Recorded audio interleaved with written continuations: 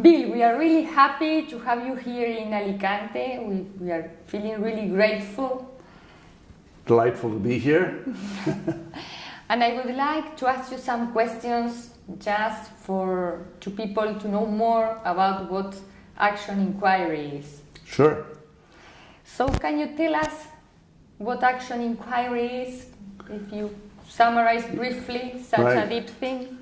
Right, I can try, though in the end it's a big mystery, but we know a little bit what each of the two words means by themselves, action and inquiry. Action is different from work. In work, you're working within a structure and doing your assignment, but in action, you're questioning the way things are done, the structure and the vision and the way you've acted before.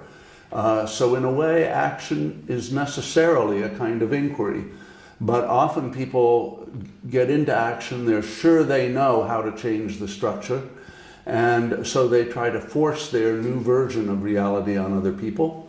But that doesn't work very well. It would work a lot better to find out whether other people also agree that we need a new structure, we need new ways of acting in order to be effective. So action inquiry is the attempt to bring these two together.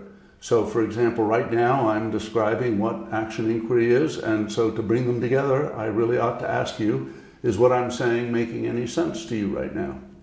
Of course, and maybe it's the new paradigm that... Yes, well I hope it is, because it's true that in politics one tries to avoid the difficult questions sometimes, and in science one tries to avoid having an influence on the action. So we want a new paradigm where action and inquiry are joined together so that we can actually inquire when we're right in the middle of an interview like this, whether it's working or not. And can you tell us a little bit about how can action inquiry impact business leaders? Well, sometimes we say that there are three scales of action inquiry: first person, second person, and third person. So there's three ways it can impact the leadership. First is the leader himself or herself. The inquiry they take on inside in the middle of doing business every day.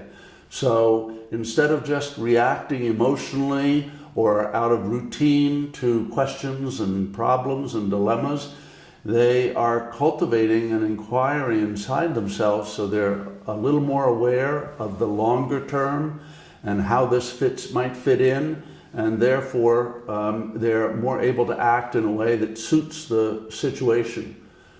The second person action inquiry is how to talk, and that's what I was illustrating in my first answer when I tried to combine describing what action inquiry is and asking you whether you understood. That way we can be sure that we're actually communicating in a meeting with other people. If we just give people an order and tell them to go out of the meeting and do it, we don't really know whether they believe the order, whether they are going to be willing to do it, or whether they may think, we'll just not do that because the boss really doesn't know what's good for the organization right now.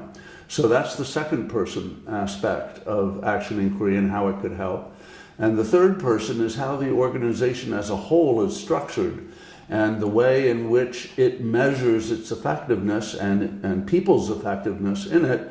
And those measures can either help people develop a greater capacity to do action inquiry and therefore to be effective, or else the measures only measure quarter-to-quarter profits and put tremendous time pressure on people and therefore may hurt the long-term effectiveness of the organization. So three different aspects that can help the leader: first person, second person, and third person.